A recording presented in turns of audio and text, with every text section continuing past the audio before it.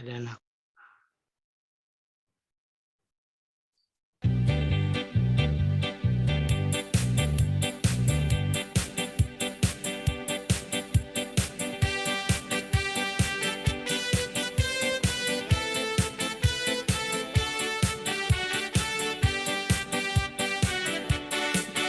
Kasihnya seperti sungai, kasihnya seperti sungai, kasihnya seperti sungai di hatiku.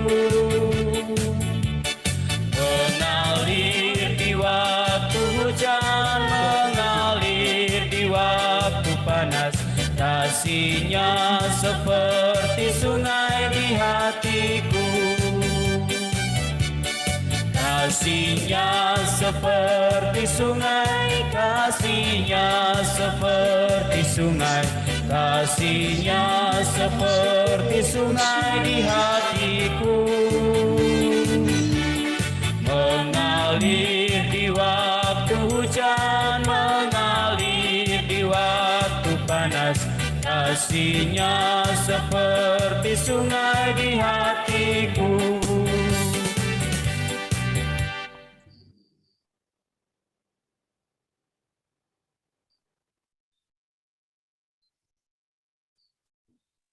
Iya, sebelum kita memulai PA kita, mari kita bersatu di dalam doa. Ya Tuhan, ketika kami pada malam hari ini, di dalam ruang aplikasi Zoom Meeting, kami akan kembali belajar mengenai firman-Mu yang akan dibawakan oleh Pendeta Emeritus Anton Pardosi. Dan ketika kami juga bersama diajak untuk senantiasa aktif di dalam PA ini, untuk kami membagikan cerita, untuk kami membagikan pertanyaan, ataupun lain sebagainya Tuhan. Biarlah PA ini dapat menjadi sebuah wadah untuk kami belajar mengenai firman-Mu. Inilah doa kami, di dalam nama Tuhan Yesus Kristus kami telah berdoa dan mengucap syukur. Amin. Waktu dan tempat saya persilahkan Pak Anton untuk memulainya. Baik, ya. Ya, saudara, saya senang kita bertemu kembali, dan karena itu, ya saya senang karena dihubungi dengan tema yang saya bingung, nanti saya diingatkan jangan kepanjangan ya, karena ini urusan cinta dan luka. Begitu, jadi mari kita coba. Saya nggak tahu sudah dibaca belum di bahan Alkitabnya, tapi saya akan bacakan ya dari 2 Korintus 2 ayat 1 sampai 4. Dengarkan firman Tuhan atau Bapak Ibu sudah juga membacanya. Sambil nanti ada beberapa catatan yang akan saya sampaikan, ialah bahwa Paulus bilang begini, aku telah mengambil keputusan di dalam hatiku bahwa aku tidak akan datang lagi kepadamu dalam duka cita. Sebab jika aku mendukakan hatimu, siapa lagi yang dapat membuat aku menjadi gembira selain dia yang berduka cita karena aku? Dan justru itulah maksud suratku ini, yaitu supaya jika aku datang, jangan aku berduka cita oleh mereka yang harus membuat aku menjadi gembira. Sebab aku yakin tentang kamu semua bahwa sukacitaku adalah juga sukacitamu. Aku menulis kepada kamu dengan hati yang sangat cemas dan sesak, dan dengan mencucurkan banyak air mata. Bukan supaya kamu bersedih hati, tetapi supaya kamu tahu betapa besarnya kasihku kepada kamu. Demikian bacaan Alkitab kita yang mengingatkan kita tentang perjuangan Paulus. Jadi kita tahu bahwa Paulus mengalami semacam penolakan gitu ya dari jemaat Korintus. Ada perasaan diabaikan. Ini catatan saya yang mengingatkan kita betapa beratnya hidup kalau kita ditolak, karena itu kita diabaikan, karena itu yang seringkali membuat kita terluka adalah kita menjadi kesepian di keramaian keluarga kita. Ini catatannya dulu yang penting. Jadi Paulus itu merasa ditolak, karena itu dia diabaikan, dan dia coba menulis mengingatkan mereka bahwa Paulus ada di antara mereka dan mereka ada di hati Paulus. Kira-kira begitu saya coba jelaskan. Tetapi catatan yang kedua saya adalah kekecewaan Paulus itu tidaklah membuat dia mundur, gitu ya. Sebaliknya justru dia sadar, dia akui kekecewaan itu ada, namun dia bergerak lebih jauh, sangat-sangat penuh kasih, ialah bahwa dia tidak akan meninggalkan jemaat itu, tetapi justru dia berjanji, karena sebelumnya kan juga lewat surat, dia berjanji akan datang kepada mereka, tetapi bukan dalam rasa kekecewaan. Kata duka cita itu bukan karena kematian semata ya, tapi kata duka cita itu karena dia merasa kecewa, merasa sedih, dan segala macam. Itu kata duka cita yang kita mau pegang dalam catatan surat Paulus tadi. Oke, nah karena itu maka apa yang menarik ialah catatan kita yang ketiga, apakah memang cinta harus berisi pengorbanan? Nanti tolong Bapak Ibu tanggapi ya. Saya akan baca sedikit lagi menambah, karena persoalannya bagi saya adalah perlukah korban, atau ya terpaksa berkorban, atau ada yang lain yang Bapak Ibu pikirkan. Sekali lagi, perlukah pengorbanan di dalam cinta? Cinta yang dimaksud tentu pasangan ya, suami istri gitu. Baik itu orang tua dan anak, juga kakak terhadap adik, dan sebaliknya, dan seterusnya dalam sebuah keluarga besar. Pengalaman hidup kita akan kita share di sini malam ini untuk kita menemukan sebuah contoh yang baik dari Paulus yang dicatatkan tadi, yang catatan saya yang kedua, bahwa dia tidak mau larut dalam kekecewaan, tetapi dia lebih jauh melangkah. Ya, bahasanya setia itu move on lah gitu. Bagi dia itu menjelaskan eksistensi dirinya. Dia menjadi pribadi yang bukan ketengan gitu loh, bukan KW-KW gitu ya. Apa yang ditunjukkan Paulus dalam surat itu adalah keberanian dia untuk berjumpa. Artinya bahwa inilah mestinya yang kita kerjakan di dalam mengembangkan cinta. Kita boleh terluka. Saya mengajarkan dalam Bina Pranikah, kita tidak alergi terhadap konflik, dan karena itu konflik kan bisa membuat kita terluka, tetapi jangan kita menciptakan konflik. Itu yang saya mau suntikan bagi Bapak Ibu Saudara. Nah, karena itu maka Paulus tidak berusaha untuk membuat mereka konflik, tetapi dia hadapi konflik itu, dan dia akui kekecewaan dan sebagainya, tapi dia kembangkan apa yang dia sebut cinta damai, apa yang dia sebut cinta pada misi untuk menjawab visi tentang keselamatan manusia. Itu catatan saya, 3 hal yang menarik bagi saya untuk Bapak Ibu, sehingga kita akan lebih banyak share malam ini dengan tadi catatan pertama itu ya, apakah memang cinta harus berkorban? Tolong nanti ditanggapi setelah saya sementara diam. Silakan Mas Setio. Sampai di situ dulu penjelasan saya. Nanti di belakang nanti saya jelaskan tambah. Oke, Bapak Ibu silakan melalui Mas Setio. Kita coba tanggapi dulu. Apakah menurut Bapak Ibu cinta itu perlu berkorban atau harus berkorban atau malah sebenarnya terpaksa berkorban? Monggo Kerso, silakan. Ya, silakan Bapak Ibu jemaat yang dikasihi Tuhan bisa open mic kalau mau menanggapi. Ini pertanyaan yang memang ya nggak tahu ya bener salahnya di mana, tapi nanti dulu lah. Pokoknya menurut kita bagaimana cinta itu berkorban atau tidak berkorban, atau berkorban tapi sebenarnya bersungut-sungut, atau bagaimana? Ya, itu dia. Ya, dari Bapak Ibu jemaat sekalian, adakah yang ingin sharing cerita tentang hal itu di dalam keseharian kita?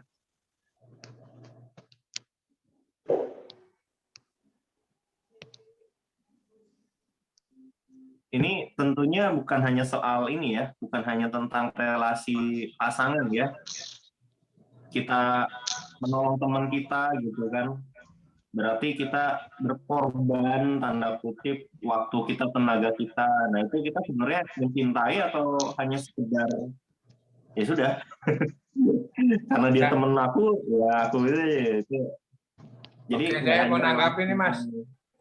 Monggo Pak Ian, silakan. Ya. Silakan. Saya belum ngerti nih yang dimaksud apa cinta itu, apakah cinta itu membawa luka katanya ya. Pengorbanan. Kalau di dalam keluarga, kalau saya bilang begini, saya berkorban kalau untuk anak saya. Ya, ini untuk anak-anak, Pak. Jadi saya berani berkorban untuk anak-anak. Makanya kadang-kadang begini, saya paling sedih kalau anak-anak saya sakit. Itu yang saya alami dulu ya, karena saya kan nggak bersama dia. Jadi kalau dia sakit itu saya selalu berpikir gini, kenapa dia yang sakit? Lebih baik saya yang sakit. Itu dulu ada di pikiran saya seperti itu. Karena kalau anak sakit itu, saya terus terang drop, ya, drop dalam pemikiran saya takut kenapa-napa anak saya ini. Nah, itulah terhadap anak ya Pak ya. Ini mohon maaf bukan terhadap istri tidak, tetapi nggak tahu. Saya kalau terhadap anak saya, kalau ada apa-apa saya itu merasa khawatir gitu. Wajar. Kenapa bukan saya yang sakit gitu? Jadi berpikir seperti itu. Ya, berpikirnya jadi seperti itu, Pak. Jadi artinya itu mengganggu pikiran saya gitu. Nah, itu terhadap anak ya. Yang nggak tahu yang lain. Kalau anak saya sakit saya pusing. Gitu. Takut kenapa-napa karena khawatir. Itu contoh. Saya interupsi ya, biar biar segera diobati maksud saya. Sorry kalau saya katakan mungkin Pak Ian merasa sangat kuat dan sulitnya menganggap anak tersebut sepertinya tidak pantas sakit. Jadi ada perasaan anak itu tidak mampu melewati kesulitan itu. Lalu muncullah simpati yang begitu dalam, tapi ada kelemahannya di sana, ialah Bapak jadi merasa ya kekecewaannya, kesedihannya jadi mendalam. Ya. Seandainya ini Mas Setio, nanti Mas Setio punya anak, kalau dari awal anak itu sudah disuntikkan semua asupan dan segala macam, kita merasa pasti dia kuat, gitu loh. Nah, kalau dia kuat ternyata sakit, kita akan berkata pasti dokter akan menyembuhkan. Ya tentunya melalui dokter lah Tuhan berkarya. Jadi kecemasan kita berbagi, maksud saya tidak full kecemasan itu. Itu loh. Kecemasan itu bisa segera diobati dengan pasti Tuhan menolong gitu loh. Pasti dia kuat gitu. Ya memang kita sedih, semua orang tua pasti sedih, tapi tidak membuat kita terpuruk. Itu tanggapan saya dengan Pak Ian tentang anak dulu. Yang berikut adalah bagaimana terhadap pasangan. Ini kan bulan keluarga ya Mas ya, Mas Tio. Ini kan bulan keluarga ya. Ya. Ya, Nah, jadi coba ini kita lihat kalau pasangannya seperti apa, bukankah anak-anak akan meniru? Kalau itu baik, mereka akan bahagia. Itu kalau keluarganya baik, jemaat biasanya juga baik. Itu pendapat saya. Jadi coba kita dengan bagaimana terhadap pasangan kita, apakah kita pernah atau perlukah kita terluka karena mencintainya. Nah, enaknya emang kalau suami istri lihat-lihatan itu. Maksudnya sekarang lihat-lihatan gitu. Gue ngomong kagak ya, gue ngomong apa kagak gitu. Nah gitu, ayo silakan.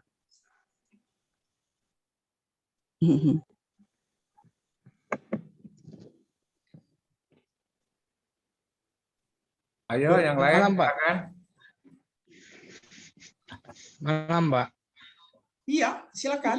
Lanjut. Ya, kalau tentang cinta yang harus berkorban, ya saya nggak tahu benar banget atau cocok Salah banget. bahwa Tuhan Yesus sudah contohkan bahwa cinta, kasih itu ada pengorbanan. Ya, salah satunya ya yang paling utama ya di kayu salib. Ya. Kedua, tentang suami istri. Saya membayangkan dan pernah mendapat cerita gambaran tentang suami istri seperti baut dan mur.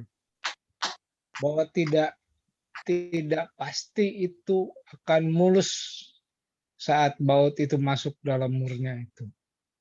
Pasti ada gesekan-gesekan. Nah, gesekan-gesekan itu kita mau sikapi seperti apa? Kita mau keras-kerasan atau bagaimana? Nah, kalau mau itu mulus dan masuk pas, itu pasti kecenderungannya ada pengorbanan-pengorbanan. Sehingga itu terbentuk pasangan baut dan mur yang ideal. Ya.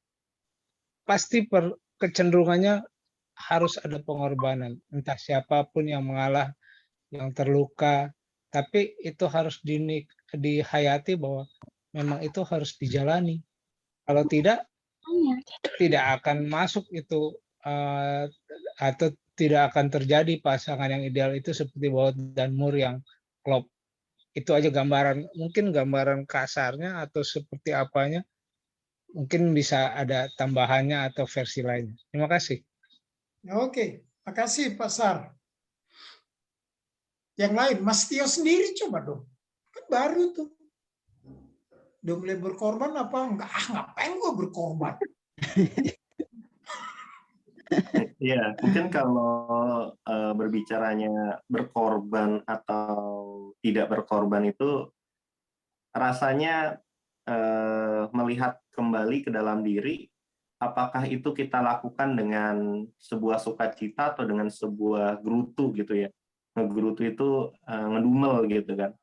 Itu kan tipis gitu ya. Kalau ketika ada seorang yang berkorban waktu gitu kan, produknya itu waktu yang dia korbankan. Tapi kan prosesnya itu kan kita nggak tahu apakah dilandasi dengan menggerutu atau dengan sukacita.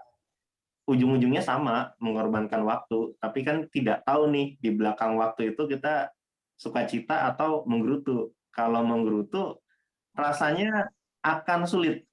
Tapi kalau sukacita, tentu akan bisa kita lakukan meskipun itu sulit. Ya, kalau tadi Pak Sarjono katakan, contohnya Tuhan Yesus gitu ya. Tuhan Yesus nggak menggerutu gitu. Dalam arti, oke, ini sulit, tapi dia dasari dengan cinta. Mungkin seperti itu, Pak Anton. Yang lainnya Ya. mungkin dulu. Oke, saya tanggapi.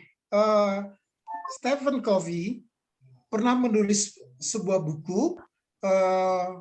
Dia menganalisis bahwa ternyata dalam satu grup kerja ada karyawan yang bertipikal iya, tapi menggerutu. Dan tim itu pasti akan rusak, kata Stephen. Sementara kalau dikerjakan dengan sukacita, mungkin ada yang merasa begini begitu, tapi semua dibicarakan, rasanya tim itu akan menjadi baik, kata Stephen Covey dalam bukunya Habits apa gitu loh. Seven Habit ya Pak Anton? Iya, Edge Habit, Seven apa tapi iya. habits tentang. Yang selanjutnya ya. Ya, jadi saya memang merasa ya kadang kayak Baut dan Murnya Pak Sarjono juga memang harus bergesekan, tapi gesekan itu kan saling menguatkan ya Pak Sarjono ya. Kan kalau udah cocok itu kan jadi menguatkan. Tapi nanti disitulah kalau ilustrasinya pakai Baut dan Mur, nanti ada karat. Nah, bagaimana itu karatnya, itulah yang mau kita, salah satunya kita bicarakan, karena itu nanti ada yang terluka. Perlukah kita terluka? Karena itu pertanyaannya adalah, yang pertama saya pandu Ibu Bapak, apa yang membuat Bapak atau Ibu sampai sekarang tetap mencintai pasangan? Jangan bilang di grup ini karena orang Kristen nggak boleh cerai, jangan bilang itu dulu. Nggak menarik topik itu. Tapi persoalannya coba tanya diri sendiri, mengapa mencintai pasanganmu? Oke, silakan.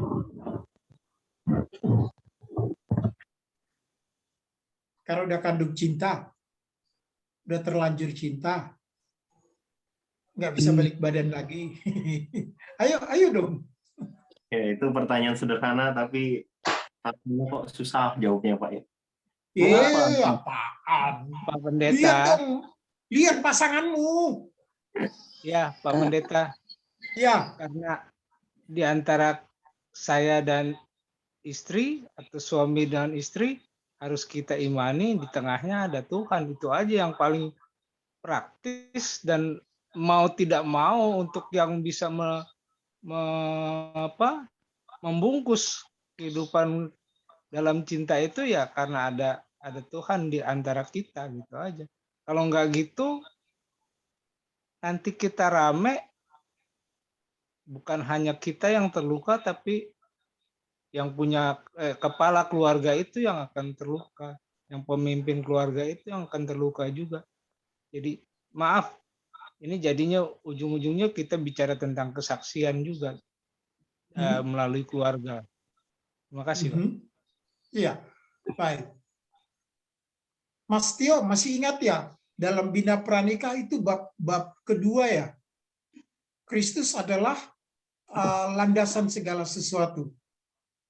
Bapak Ibu setuju ya? Ya, setuju lah anggota Jemaat GKI Pulau Mas.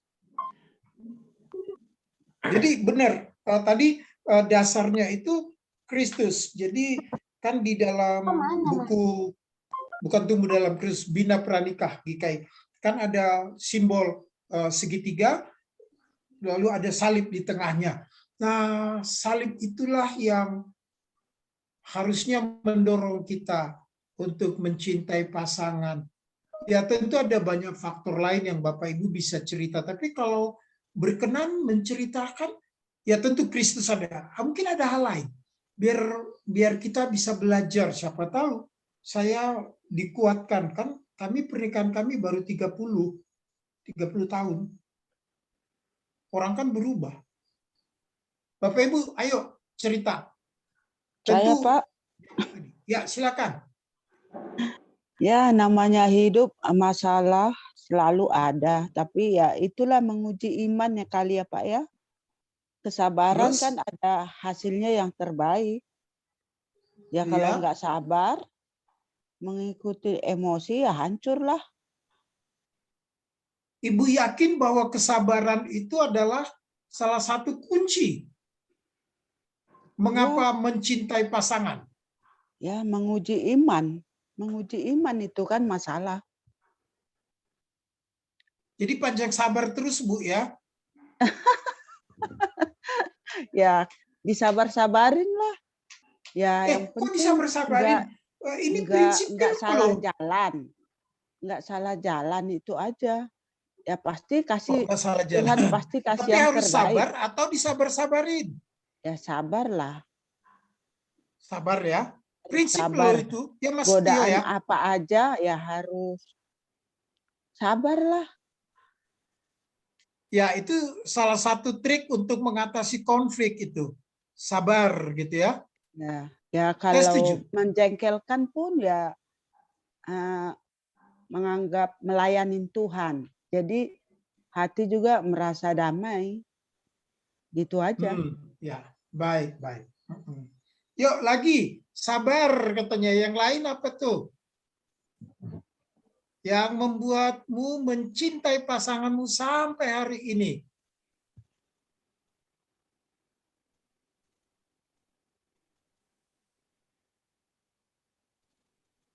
Ayo, sulit ya. Saya hanya bisa mengajar.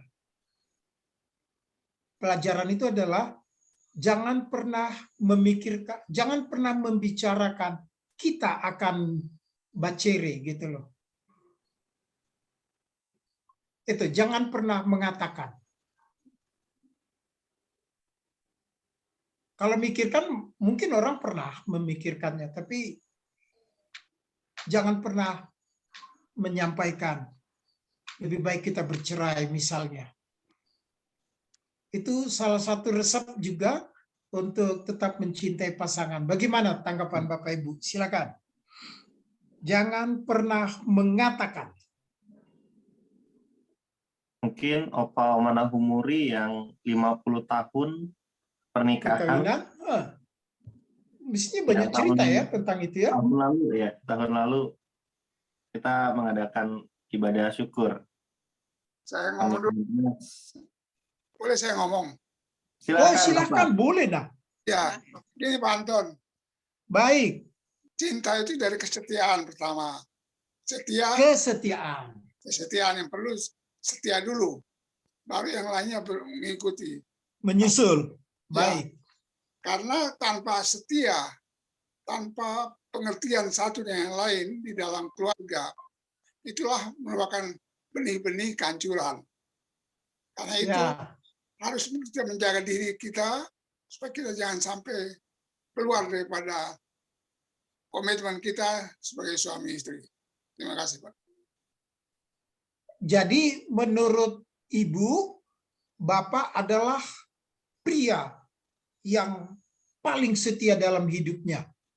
Begitu Ibu Nahumuria. Loh. Sorry. Benar ya, Bu? Selamat malam, Bapak Pendeta. Baik, Mama.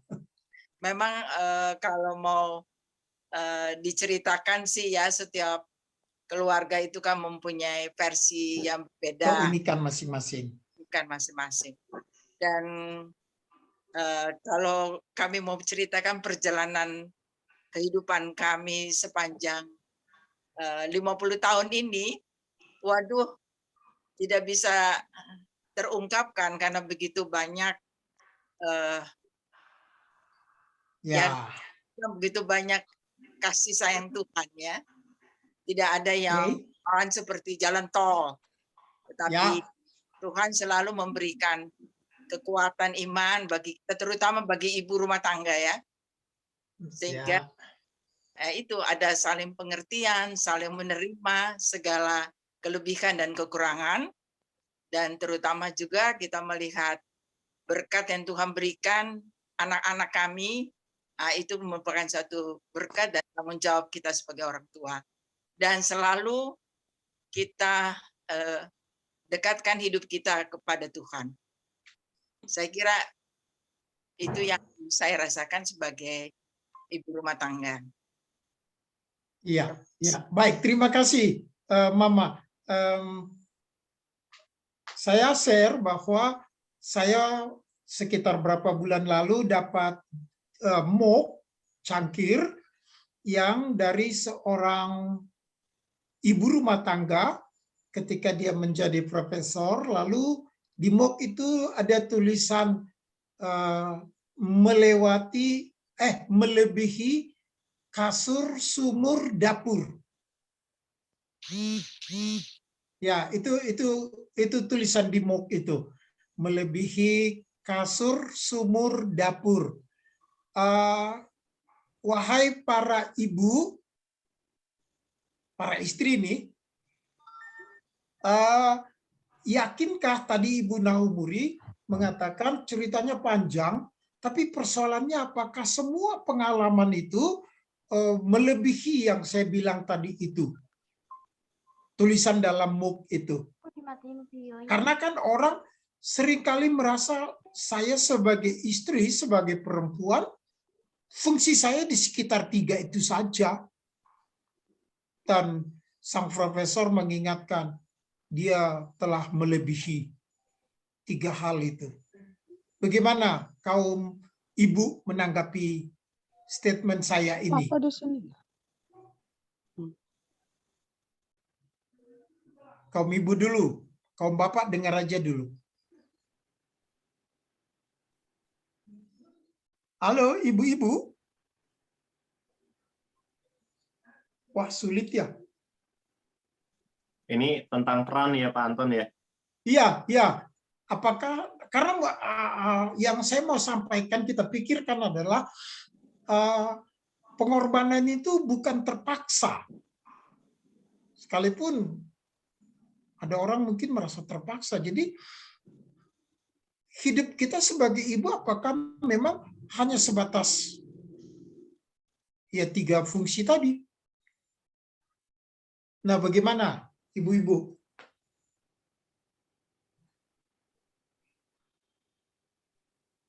Ya, Pak, menanggapi. Monggo. Ya, kalau menurut saya sih nggak sekedar sebatas yang tadi Pak Anton katakan 3 ya. hal itu ya. Apa tadi Pak? Kasur, apa tuh? Kasur, Melebihi MOOC, sama kasur, sumur, dapur. kasur, sumur, dapur. Kalau sumur itu apa ya Pak? Maksudnya Pak? Sumur itu maksudnya bagian kebersihan, cleaning service, segala macam, kata si profesor. Oh gitu. Kalau menurut saya sih Ya. nggak begitu Pak ya, karena kami saya juga sama pasangan juga sampai saat ini masih terus belajar, saling memahami. Jadi kita seperti partner Pak, saling menopang, saling mendukung. Itu Pak maksud saya. Makasih. Saya setuju. Benarkah kita berjuang untuk menjadi partner bagi pasangan? Ini kata kuncinya. Nah, sekarang suami istri bisa nih. Bapak ikut nanggapin. Ini kan resepnya nih. Apakah benar kita telah jadi partner? Silakan.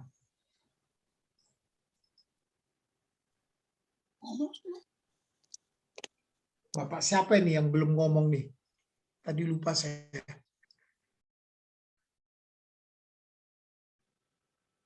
Oh, Pak Setio berarti. Kan Setio udah mau Bapak. Pak Setio. Dari tadi saya udah mau ngomong dah Pak.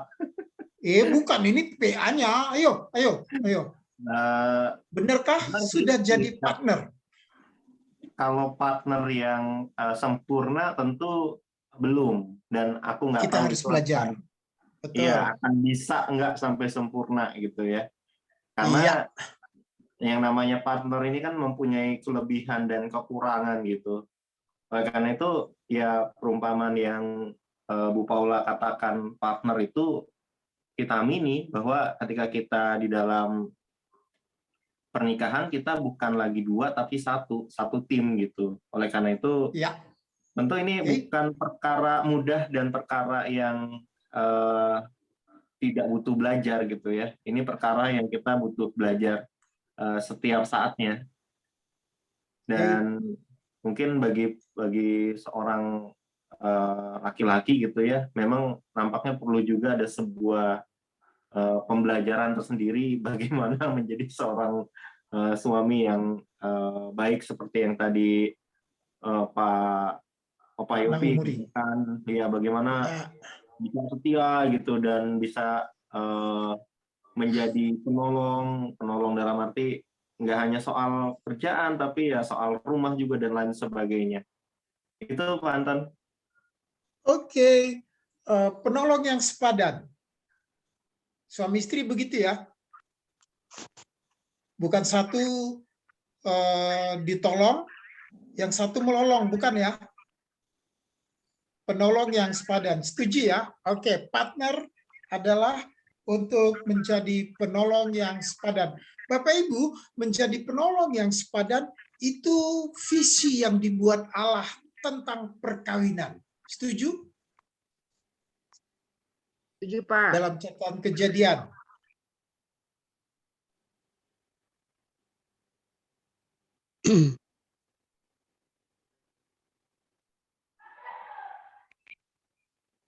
Kalau gitu, saya coba bantu lagi untuk lebih membuat kita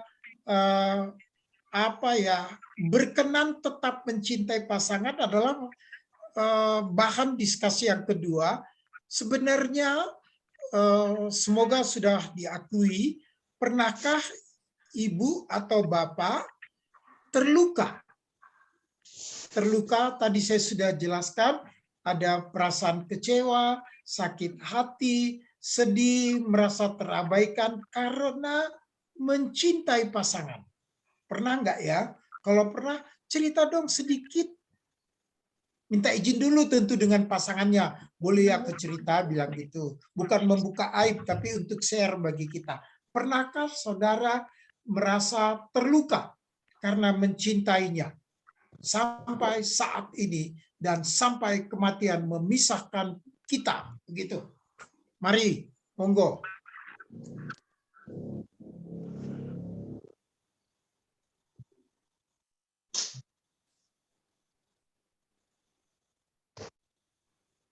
Hai, kok sulit?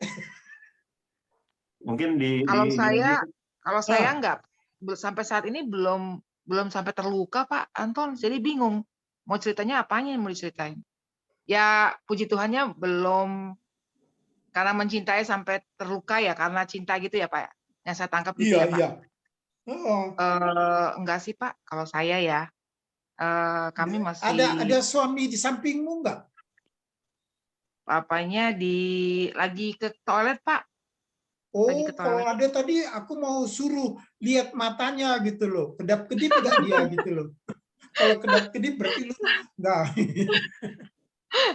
Mungkin yang lain Pak. Kalau saya sampai pribadi, hari ini belum pernah merasakan terluka karena mencintai. Jadi mencintai dia wajar-wajar saja gitu ya. Iya. Masih batas normal Pak. Masih gitu. Normal gitu. Ya. Tapi pernah tersakiti enggak? Mumpung dia ke toilet. Kalau tersakiti itu maksudnya kalau namanya rumah tangga kan pasti ada lah Pak konflik-konflik kecil gitu. Kalau misalnya kayak beda pendapat. Kalau kecil mah enggak sampai terluka kita biasanya. Oh enggak pernah Pak. Ini udah besar nih, udah berat nih. Oh enggak Pak. Sampai ya. Bagus, ya, bagus. Halo Bapak. Silakan. Selamat malam Pak. Dari tadi udah malam selamat Ibu. malam. Ini Om udah tadi. Pak. Ibu Syahaya. Oma Yeni. Oma Yeni Syahaya.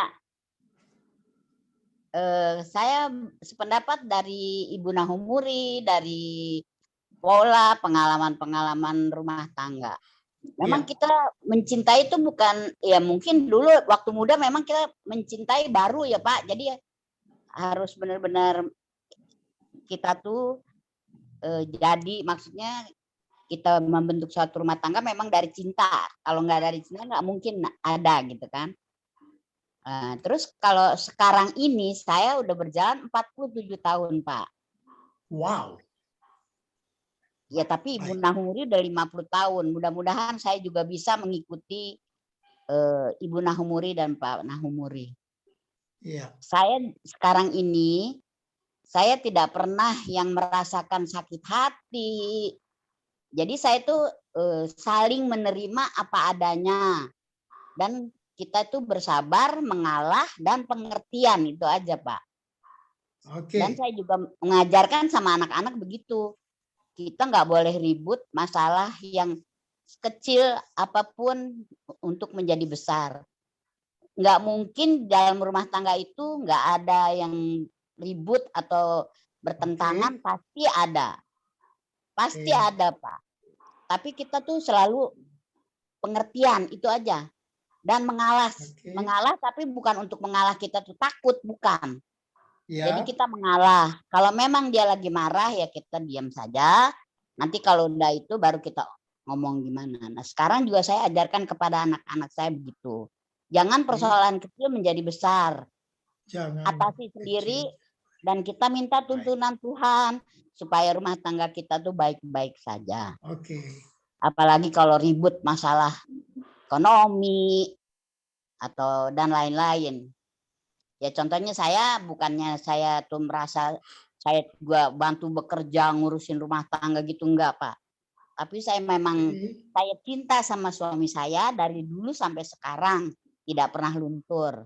Apalagi suami saya sekarang ini nggak pernah mau ketinggalan saya Pak. Nggak mau ketinggalan, sama sekali nggak mau ketinggalan. Jadi saya selalu ada di rumah tuh berdua aja karena suami saya sakit. Tuh. Dapat perawatan tuh dari saya. Misalnya suami saya itu kan sakit jantung, sakit diabetes yang berat, macam-macam. Jadi kalau pagi makan, kita suntik dulu insulin. Siang begitu juga, malam berarti dia nggak mau ketinggalan saya. Ya itu saya pikir, itu cinta saya itu. Dia pun cinta sama saya, jadi nggak mau ketinggalan deh, pokoknya sampai sekarang. Baik. Tuhan, baik. Pak, puji Tuhan. Jadi saya tidak pernah ya Bu ya? Jangan sampai ya Pak. Sampai sekarang aja kayak gini. Aduh, jangan-jangan saya mau ditinggalin nih gitu. Perasaan manusia, tapi ya saya berdoa lagi, berserah sama Tuhan. Kalau suami saya sakit, saya berobat. Pokoknya saya jalanin. Baik Bu, baik Bu. Ya, terima kasih Pak. Terima kasih juga Bu sudah berpendapat. Bapak Ibu, saya membaca salah satu dokumen Gereja Katolik tentang rumah tangga ialah bahwa terinspirasi tadi Ibu Oma Jenny dikatakan bahwa keluarga itu bukanlah rumah sakit, tetapi dia adalah tempat pertama untuk perawatan. Bisa diterima? Itu salah satu dokumen Gereja Katolik tentang keluarga. Betul sekali Pak. Betul ya? Oke. Nah, bukankah pada saat itulah seringkali kita ditolak? Sok tahu loh katanya. Apaan ini? Begitu. Ayo, mari sadari.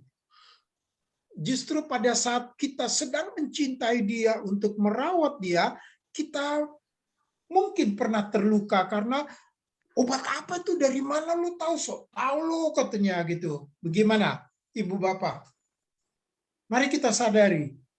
Itu yang saya maksud. Mungkin kita tanpa mengingatnya karena tidak mau mengingat dan tidak mau mengatakan bahwa itulah yang disebut terluka. Ya. Ayo silakan.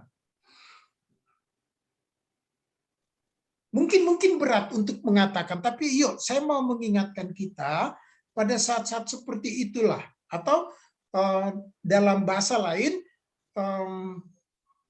rumah tangga itu bukanlah bengkel, tetapi di sanalah terjadi perbaikan yang mendasar dalam kehidupan bersama. Ya. Itu bunyi dokumen. Bukankah mekanik seringkali dimarahi oleh konsumen? Bukankah perawat seringkali diomeli oleh keluarga pasien?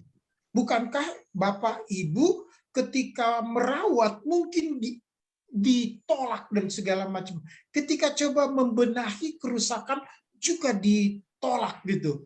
Terluka enggak? Tersakiti enggak? Bagaimana? Bukan Gimana Oma ya? Jenny aja, yang lain juga. Baik-baik bikin tempe dengan segala ini. Wah, tapi karena saking cintanya tuh bikin tempe yang terbaik ya toh, masakannya dari tempe. Enak Rupanya aja tuh. karena dapat WA yang menarik, tempenya agak gosong. Nah, Enak karena aja, enggak Pak. suaminya bilang begini, wah luar biasa masakanmu, hebat sekali, meskipun ada pahit-pahitnya gitu. Nah, kalau dia bilang, tempe apaan ini? Kan terluka. Iya. Nah, itu dia. Yuk kita sadari yuk, dalam hidup kita, jangan-jangan kita sebenarnya mengalami terluka itu. Benarkah? Atau ayo mulai sadari. Oke, sekarang dalam upaya penyadaran itu saya harus katakan, saya adalah orang yang beberapa kali terluka dalam hal itu. Tetapi ada catatannya. Justru dengan luka itulah saya menyembuhkan diri saya supaya kalau nanti dia terluka, saya bisa menopang dia. Ya, dia terluka karena saya, bisa toh? Pasangan saya, maksud saya. Istri terluka karena saya, tapi ketika dia pernah melukai saya menyadari, mengakui, dan mengobatinya. Maka ketika dia yang terluka, saya bisa menyembuhkannya. Partner lo, Bapak Ibu, yuk. Siapa yang mau bercerita sampai di sini? Silakan. Tanggapi.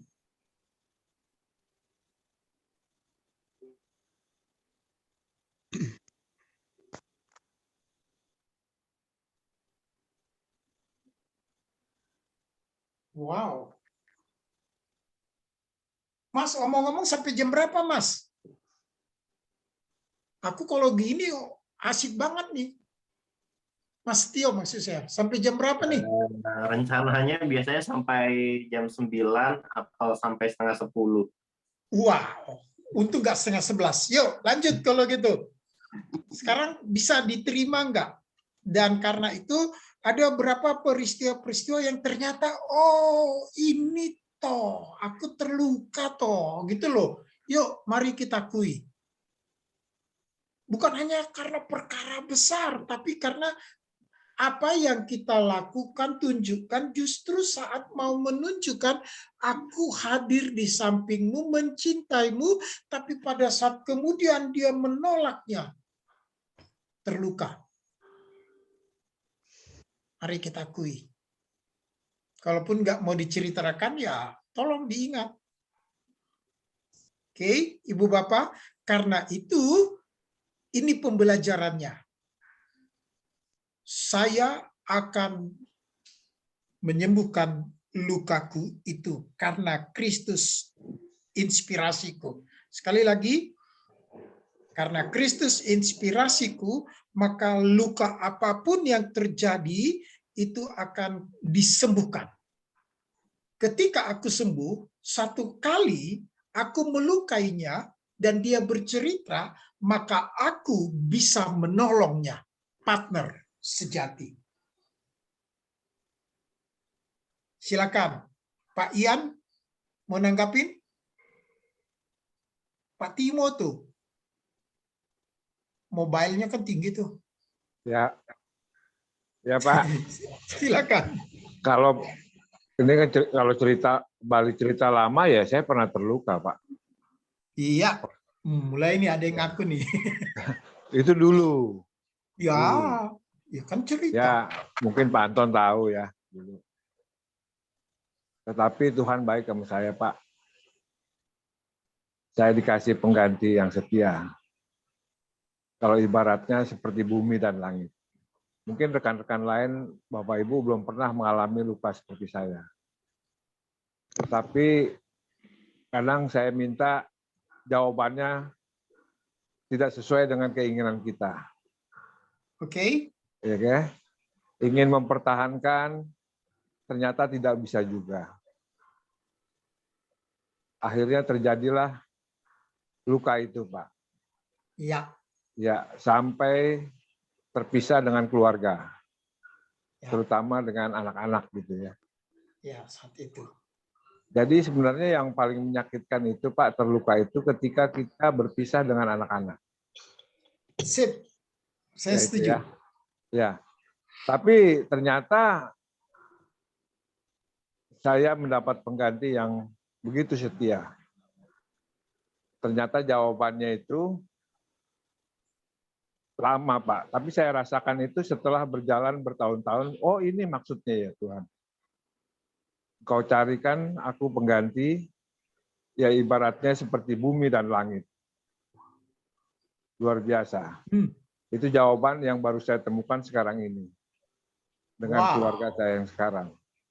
Oke. Gitu. Jadi luar biasa, Pak. Sangat luar biasa. Jawabannya sekarang saya menemukannya sekarang ini.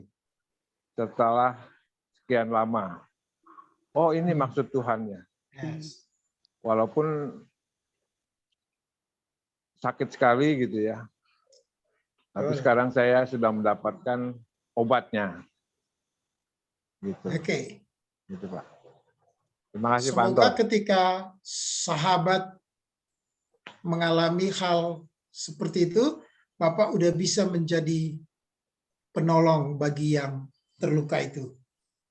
Itu Mas Tio nanti bisa bantu tulisannya Bapak Henry Nouwen, udah cukup lama buku itu, dalam judul Penyembuh yang Terluka.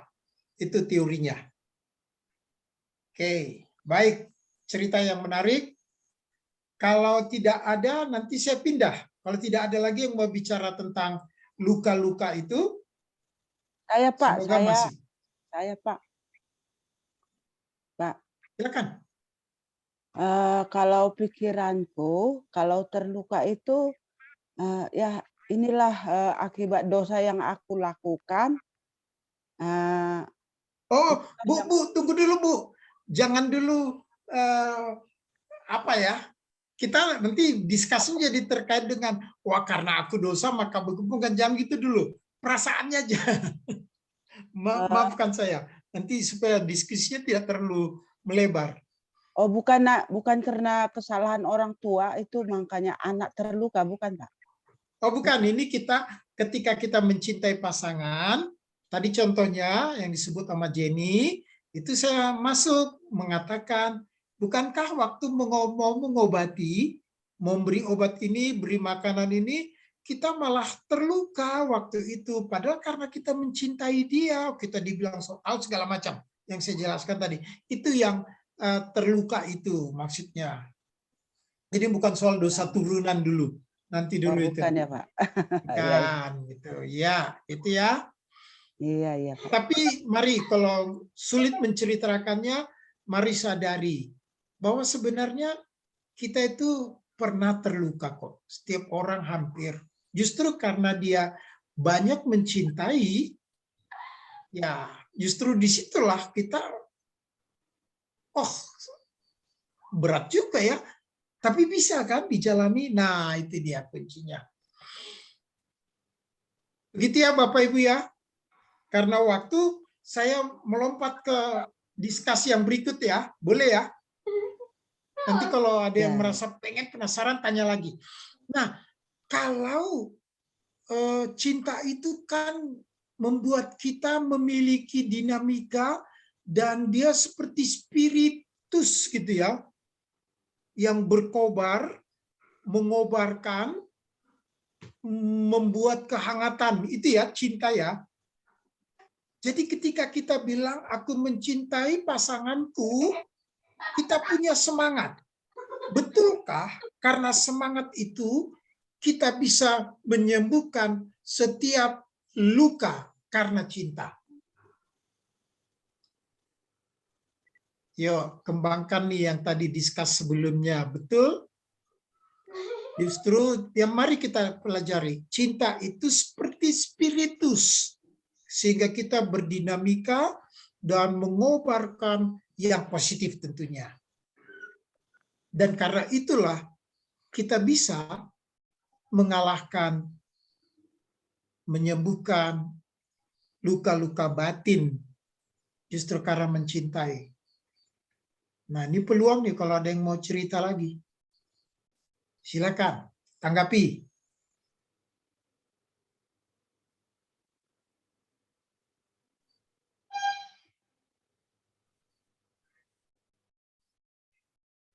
Nggak ada?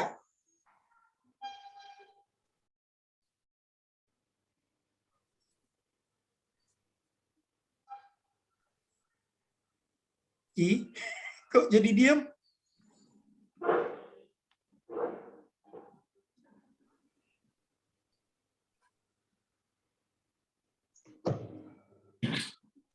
Ini diem karena nggak ngerti atau gimana nih, Pak? Ya saya yang tahu itu Belum pikiran paham. masing-masing.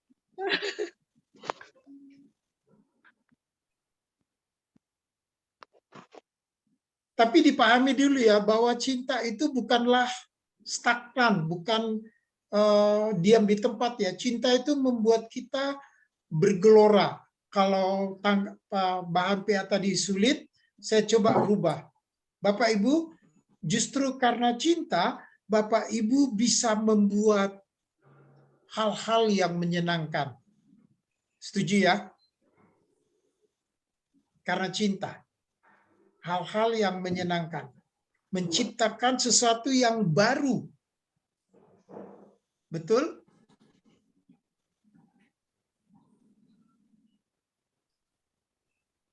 Gak ada tanggapan? Saya udah rubah pertanyaannya ya. Mungkin Pak Anton mesti kasih contoh dulu satu, Pak. Saya pernah berkhotbah dari bahannya satu, beras putih. Karena cinta, dia bisa bikin nasi putih, nasi goreng, nasi liwet, nasi timlo, sampai lontong. Persoalannya adalah kenapa seorang ibu mau melakukan itu?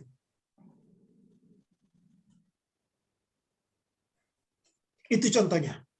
Jadi maksud saya bahwa karena cinta, dia berbentuk semangat yang mengobarkan kita untuk melakukan yang menarik, menyenangkan pasangan dan keluarga. Setuju nggak Bapak Ibu? Setuju, Pak. Setuju, Pak. Setuju. Jadi kalau begitu pertanyaan saya, ada bapak-bapak yang sering keluar rumah, keluar kota karena tugas, terus pulang bawa kado buat pasangan dulu deh. Ada kebiasaan, ada bapak-bapak yang biasa begitu bawa hadiah kecil, nggak usah harus gitu. Jadi kalau mau kasih hadiah katanya nggak harus kasih mobil, cukup kasih kunci mobil katanya, kan lebih kecil. Kasih brosurnya aja dulu, Pak. Ada yang biasa itu, biasa terbiasa. Ada, Pak. Ada ya? Ada, Pak, saya juga begitu. Biasa. Iya. Apa perasaanmu, apa perasaan Bapak ketika membelanjakan uang untuk istri? Apa perasaannya? Yuk kita bongkar nih. Ya. Saya mau menyuap, enggak kan? Gimana, Pak? Bukan mau menyuap istri kan? Oh, enggak, Pak. Jadi kalau kita ke daerah gitu ya. Ke tugas gitu ya. Ya. Saya selalu bawakan itu apa aja, entah itu makanan khas daerah tersebut. Ya, atau maksud saya, apa perasaan Bapak ketika membelanjakan uang untuk membeli barang itu? Ya, pokoknya saya itu aja, karena merasa istri sering ditinggal, ya kan, keluar kota, kita carikan supaya dia senang, kita cari barang-barang yang dia suka. Senang. Nah, oke. Ada perasaan gelora nggak waktu membelanja itu? Gelora kayak gimana, Pak? Gelora rasa senang dalam diri Bapak. Oh, itu tulus ikhlas, Pak. Pokoknya lah iya, itu makanya. tulus ikhlas itu kan rasa gelora, semangat toh. Ya, dalam pengertian, ya pokoknya saya ingin menyenangkan istri saya. Baik, kita catat. Oke. Nah, Ibu Bapak, ketika kita merasakan itu yang disebut cinta. Jadi, cinta itu bukan hanya untuk menciptakan hal-hal baik, tetapi juga mengalahkan semua luka batin yang pernah terjadi, sehingga masuklah unsur perdamaian. Karena di dalam cinta yang menyembuhkan itu, menyembuhkan luka batin yang diakui, itu ada pengampunan. Itu diskusnya mau kubawa ke sana, Ibu Bapak. Bisa disadari? Justru karena kita cinta, dia berbentuk seperti spiritus, maka bukan hanya membelanjakan uang untuk menyenangkan dia dan segala macam dengan hadiah, tetapi juga semangat cinta itu bisa mengalahkan, karena di sana selalu muncul pengampunan, muncullah perdamaian. Bagaimana tanggapan Bapak Ibu? Jadi kayaknya mudah ya. Ternyata suami istri untuk langgeng itu mudah ya.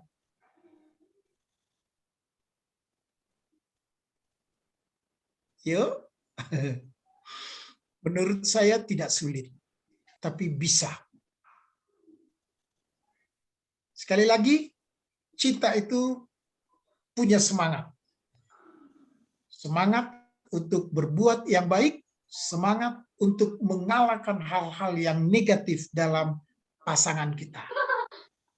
Setuju ya Bapak Ibu ya? Kalau setuju ini harus lebih cepat nih.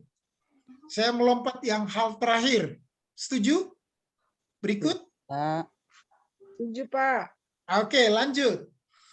Karena itu, cinta itu harus kita perjuangkan dalam kehidupan rumah tangga kita. Benar? Atau ngapain? Capek deh katanya. Kenapa harus berjuang untuk cinta? Yuk, silakan. Apa yang membuat Bapak, Ibu, cinta itu harus diperjuangkan?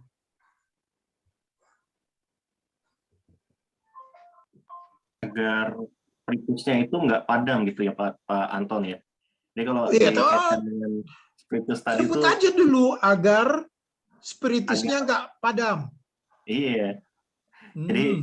Jadi ya kalau tadi soal cinta, pengampunan, dan tadi ada komen ini juga sangat baik, mengatakan ada sabar. Di sampingnya sabar itu ada pengertian, ada pembelajaran. Itu yang membuat diri kita berjuang di dalam cinta kita. Jadi kalau tadi Bu Desi mengatakan sabar, ternyata sabar itu perlu ada temannya juga nih. Iya. Ada setia kata Pak Nahum. Ada pengertian, ada pembelajaran. Enak nggak enak ditelan deh Pak. Nah, ketika tahu nggak enak, kita bikin yang enak, Bu. Baik, baik Mas. Saya setuju.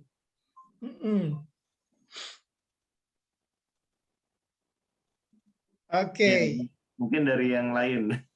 Silakan yang lain. Kenapa kita berjuang untuk cinta yang kita punyai? Tadi Pak Ian tuh bilang tentang kebahagiaan gitu ya, melihat pasangan kita berbahagia itu juga kebahagiaan kita. Jadi ketika memberi sesuatu itu bukan untuk kebahagiaan dia, tapi juga kebahagiaan kita juga. Makanya kalau saya ngasih sesuatu itu nggak harus nunggu keluar kota. Jadi pokoknya tiba-tiba ada aja gitu. Jadi biar ada surprise-nya gitu. Itu Pak Anton. Saya termasuk orang yang suka bikin kejutan. Ya, silakan. Banyak cara.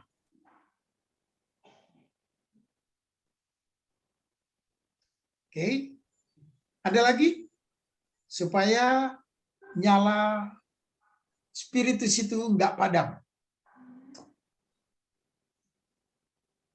Pak, Ya, saya harus menyalakan cinta itu karena saya betul. mengimani dan mengamini bahwa saya mendapatkan cinta terlebih dahulu Dari dan Kristus. bukan dari pencipta saya. Itu cinta yang Oke. saya terima. Dan bagaimana saya membalas cinta itu? Ya salah satunya ya kepada keluarga, istri, anak, dan semua orang yang ada di sekitar saya.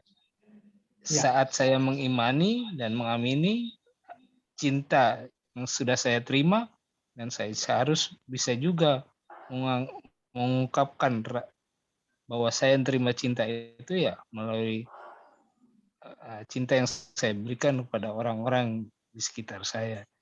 Itu yang saya harus lakukan karena saya mengimani itu, Pak. Terima kasih, Pak. Iya. Bapak Ibu, saya kata mengimani dan mengamini ini luar biasa ini. Sampai-sampai saya agak gagap menanggapinya. Tapi sesungguhnya itulah dasar kita ya. Saya setuju sekali. Namun saya mau menggiring kita juga ke arah psikologi. Berjuang itu kan membutuhkan keterampilan, nyali, apalagi banyak hal ya. Jadi kalau begitu kita tidak mencintai secara naif atau secara buta gitu ya. Justru menurut saya mencintai itu kita perlu pengembangan gitu loh. Jadi kalau dulu cinta kita itu lagu lama. Aku melihat tanganmu di bawah tanganku, ya kan? Kan bagus tuh lagunya.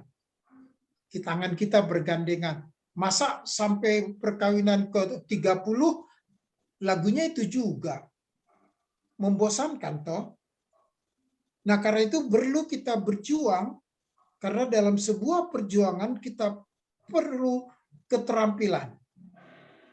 Bapak Ibu pernah mengalami enggak pengembangan cara Bapak Ibu mengembangkan cinta yang memang harus diperjuangkan? Mari kita periksa diri kita masing-masing yuk.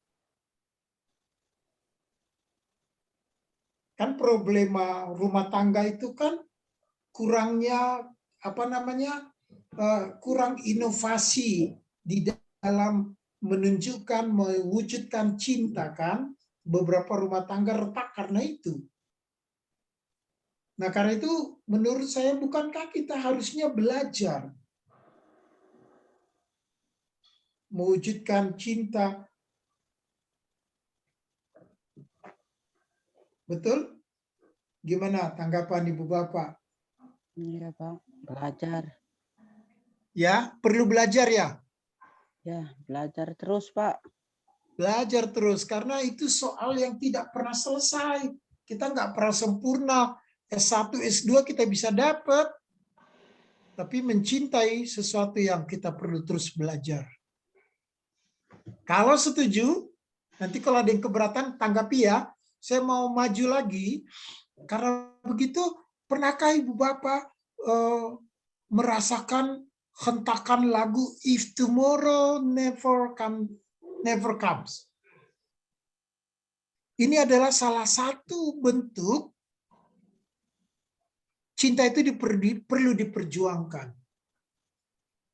Jika hari esok tidak datang bagiku, aku ingin mereka tahu bahwa aku sangat mencintai mereka.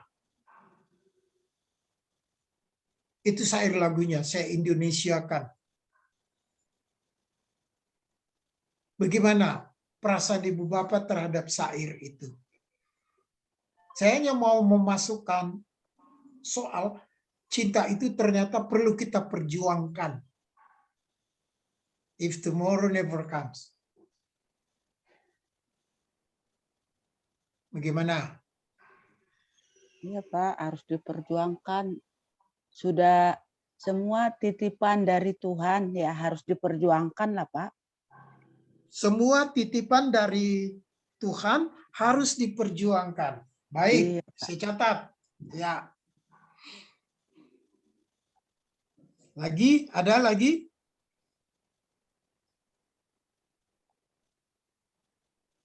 Oh iya, saya jadi teringat. Ibu Bapak, pernahkah kita merasa bahwa, nanti Mas Setio tolong kalau saya salah, diperiksa, ketika Allah membawa Hawa kepada laki-laki itu membawa, maka sebenarnya teksnya menurut putri saya, teksnya itu adalah terkait dengan cara umat membawa persembahan. Jadi tadi Ibu bilang titipan Allah.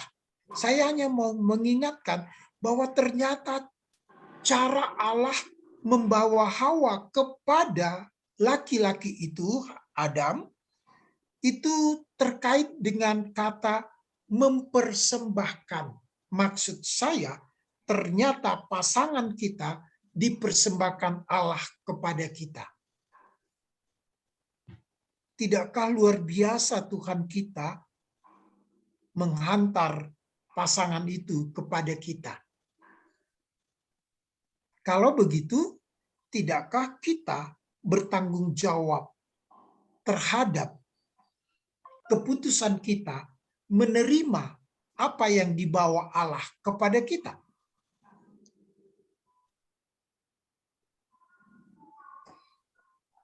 Ayo. Dari sisi laki-laki ya Pak itu?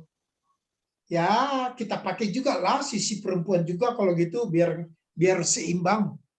Memang teks itu dari sisi perempuan kepada laki-laki itu. Tapi kan bisa aja laki-laki itu dipersembahkan kepada perempuan itu, bisa aja kita tafsir gitu. Silakan. Takjubkah saudara kalau prinsip itu kita kembangkan dalam perkawinan kita?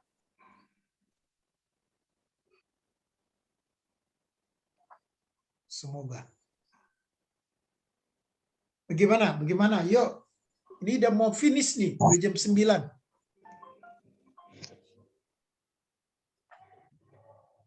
Memberikan yang terbaik bagi pasangannya, Pak.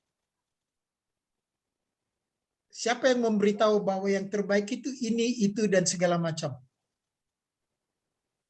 Maksudnya Tuhan memberikan pasangan kepada kita. Lalu kita memberikan yang terbaik buat pasangan kita. Selama kita sudah disatukan. Itu, Pak. Setuju. Oke ya, setuju ya? Siapa yang mengatakan itu yang terbaik? Jawabannya adalah hati nuraniku yang dituturi oleh Tuhan. Begitu. Iya, Pak. Hati nurani itulah yang sudah dibimbing oleh Tuhan, yang membuat kita memberikan yang terbaik kepada pasangan kita. Beratkah melakukan hal itu?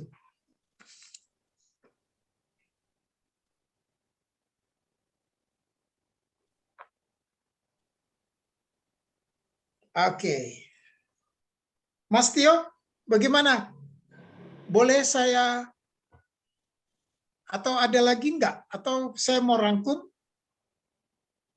Dari Bapak Ibu jemaat sekalian, adakah yang ingin kembali bertanya, sharing, bertanya kepada Pak Anton mengenai pembahasan yang telah disampaikan? Mungkin ada yang masih mengganjal di diri kita, atau masih yang butuh penjelasan yang lebih, mungkin bisa dipersilahkan Bapak Ibu sekalian. Saya masuk Pak Anton. Silakan Pak. Pak Yopi nih. Iya, masih ingat suaranya. Saya kira sudah kenal lagi. Ini saya ambil kesimpulan dari pernikahan Bapak Abraham dan Sarah dan Hagar. Oke. Itu di situ ada sesuatu yang sangat-sangat mengganjal hati, bahwa karena cemburu mungkin, atau karena tidak mencintai yang sesungguhnya. Tapi kalau kita lihat, Sarah sangat mencintai Abraham. Betul. Dia memberikan kesempatan kepada Abraham untuk mengambil Hagar sebagai istri kedua. Selirnya. Oke. Ya. Apakah itu rencana Tuhan atau memang kehendak manusia? Terima kasih, Pak. Oke, baik. Saya pada kritik teks namanya, yang saya pernah pelajari mengatakan bahwa tradisi pada saat itu mengizinkan orang untuk, saya nggak bilang cemburu, tetapi saya lebih melihat kata supaya kemuliaanku jangan diambil oleh sainganku, gitu kira-kira. Itu Pak yang saya pelajari, supaya kemuliaanku itu jangan, karena aku istrinya. Oke, di sana juga istrinya, gitu. Jadi supaya ya waktu itu kan diizinkan ya punya banyak pasangan ya, zaman itu. Jadi ya apa yang dilakukan Sarah sebenarnya bukan, saya tidak melihat itu karena cemburu, tapi lebih mempertahankan reputasi. Itu kritik teks saya terhadap naskah Alkitab itu. Itu kayaknya ada khotbah di GKI baru-baru ya tentang itu, lupa saya. Gitu, tapi nanti secara teologis Mas Tio harus jawab itu. Cuman ya karena ditanya di sini ya saya sedikit sampaikan kritik teks saja. Saya tidak mau memasuki apakah itu memang rencana Tuhan, karena pada ujungnya memang ya kita lihat semuanya menjadi lengkap ke depan gitu kan, sehingga nanti ada pemilahan tentang Sarah dan seterusnya, tentang kemuliaan Tuhan yang terjadi pada Sarah dan seterusnya, cerita itu. Begitu ya, Opa, saya batasi di situ dulu. Oke, terima kasih. Ya, yang lain?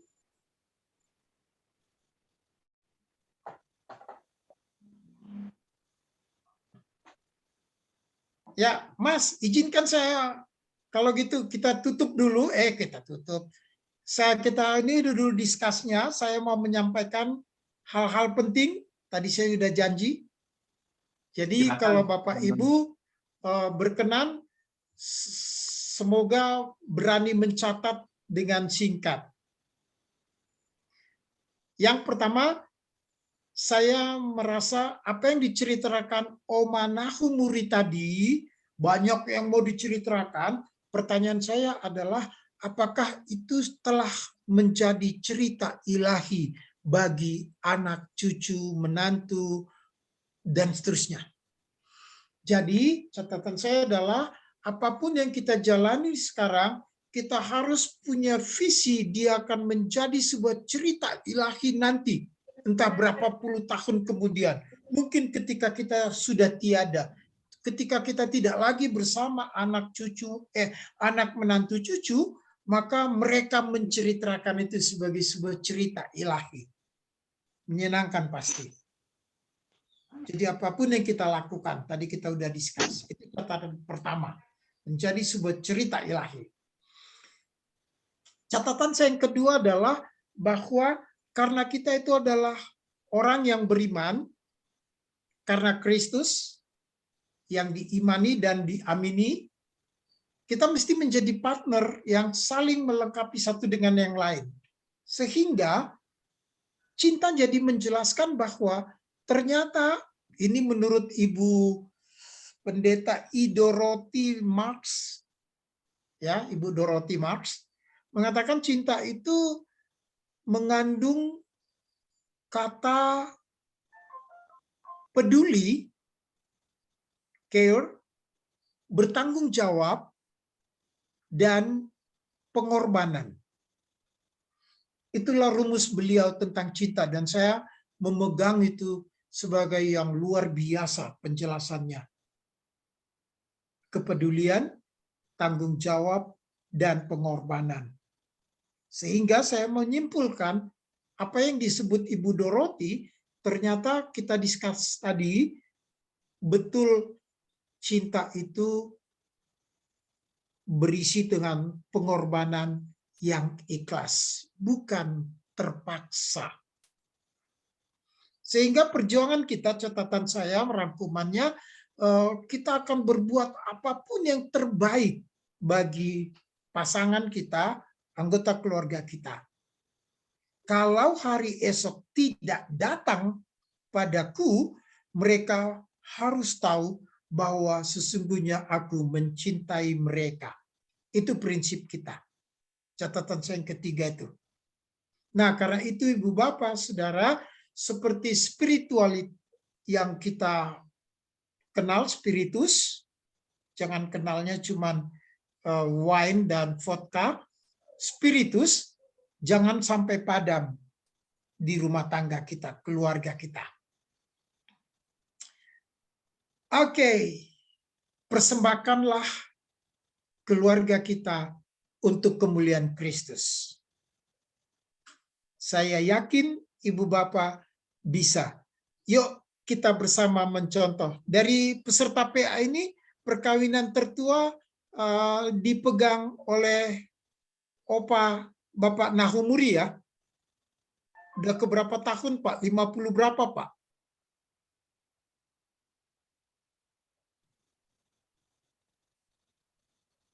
$51. Sulit menghitungnya tadi, 51. Saya baru 30. Berarti kita perlu belajar dong dari Pak Yopi ya? Betul, Pak. Kita saling belajar, Pak. Oh iya, ya. Tapi saya sebagai generasi yang lebih muda, saya belajar dari cara Pak Yopi memasuki ruang gereja bersama ibu, nanti pulang gitu ya. Saya belajar itu. Karena Mas Tio, ini yang sulit kita lakukan, Mas. Istri duduk di mana, kita berada di mana, Mas. Itu yang jadi kita perlu belajar sama Pak Nahumuri. Ya juga kepada yang lain. Begitu, Ibu Bapak, dan nanti kalau ada yang pengen penasaran, bisa aja dikasih berita ke saya lewat WA kah, lewat email kah, begitu ya. Saudara-saudara dalam Kristus, seperti catatan saya kelima, seperti Kristus mencintai kita, cintailah pasanganmu dalam hidupmu. Allah telah mempersembahkan itu, sehingga perjuangkan sampai janji atau ikrar iman perkawinan kita terpenuhi, sampai maut memisahkan kita. Amin. Cukup dulu gitu ya, Mas Setio sebagai pembawa acara. Saya kembalikan, Mas. Iya. Terima kasih, Pak. Terima kasih, Pak Kasih, Anton, Pak. untuk pembelajarannya kepada kita sekalian, dan juga pembelajaran yang kita punyai dalam hidup kita juga telah dibagikan, diceritakan kepada kita sekalian. Terima kasih untuk pembelajaran ini. Dan sebelum kita akan menutup PA kita pada malam hari ini, ada sebuah lagu yang kiranya dapat menjadi perwakilan atau menjadi suara di dalam pergumulan hidup kita, bagaimana kita mengingat janji Tuhan, mengingat cinta kasih Tuhan, meskipun dalam luka-luka yang pernah kita alami atau sedang kita alami, kiranya kita mengingat bagaimana Tuhan memulihkan diri kita, dan kita pun diajak untuk sama-sama saling memulihkan. Ingat akan janji Tuhan.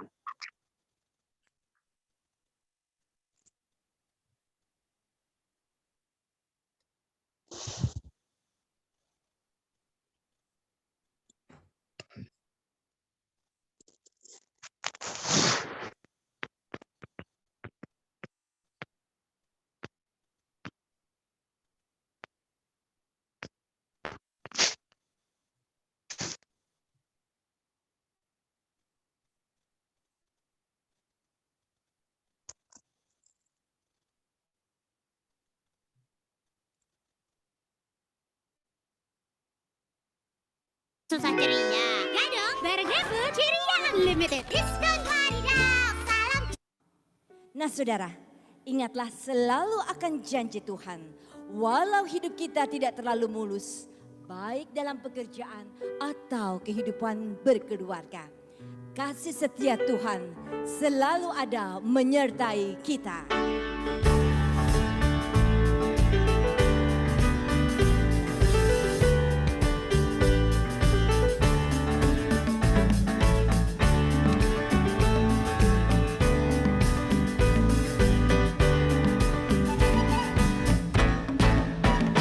Bila badai hidup menerpangku dan cobaanku datang mengganggu, hanya satu janji harapanku, berjanji Tuhanku terang teguh.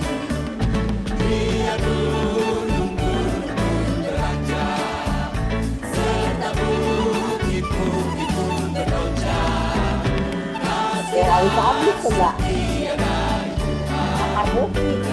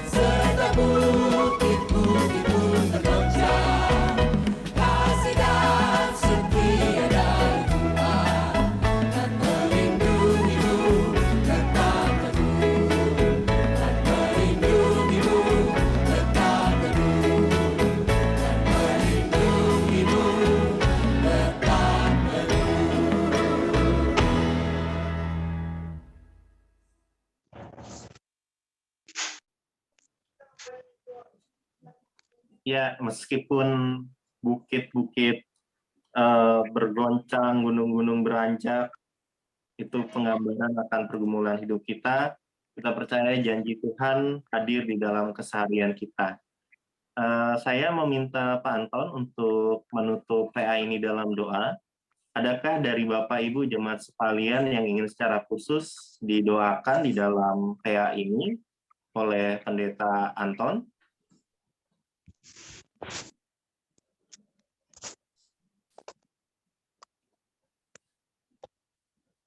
Bila tidak ada, Pak Anton minta tolong doakan secara khusus untuk Marcel Pelokila yang pada saat ini masih dirawat di rumah sakit.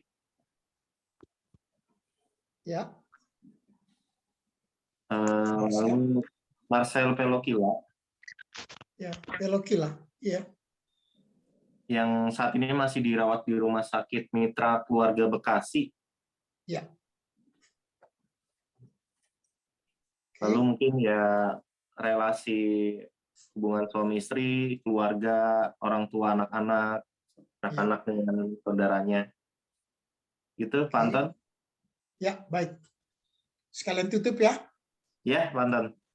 Oke, mari saudara Bapak Ibu dalam Kristus, cinta Tuhan tetap merawat keluargamu, maka kita berdoa.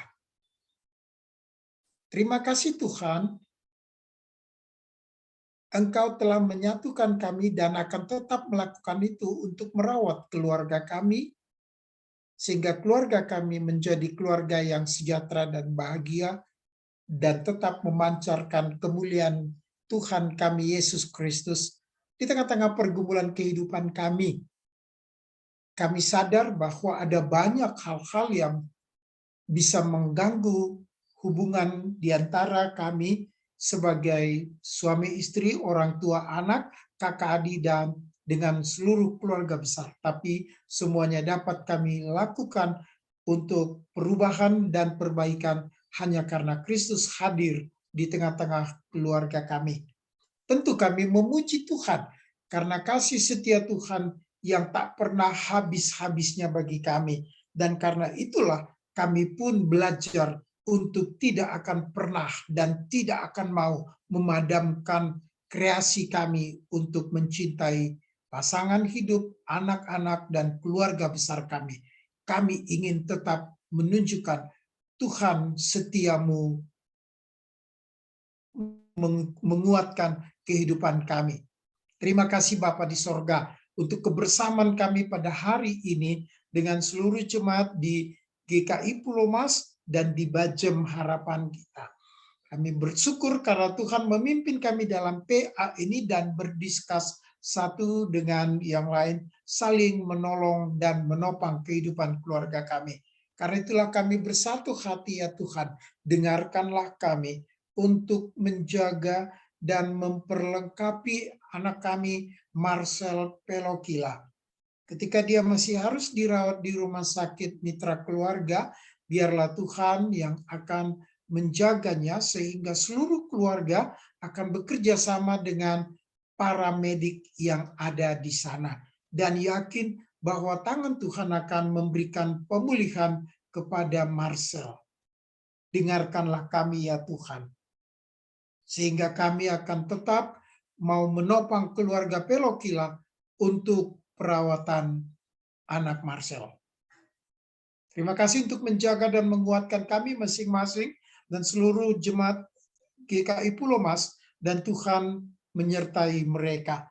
Biarlah kasih setiamu tidak akan pernah padam kepada kami, dan kami tetap memuji, bersyukur kepadamu Bapa di sorga.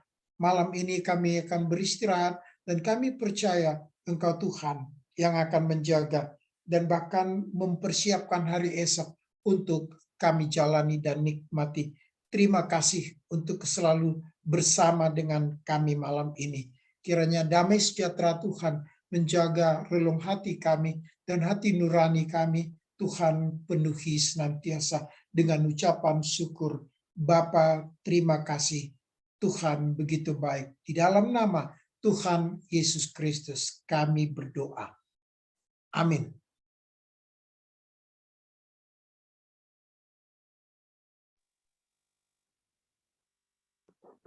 Terima kasih untuk Pak Pendeta Pak Doti.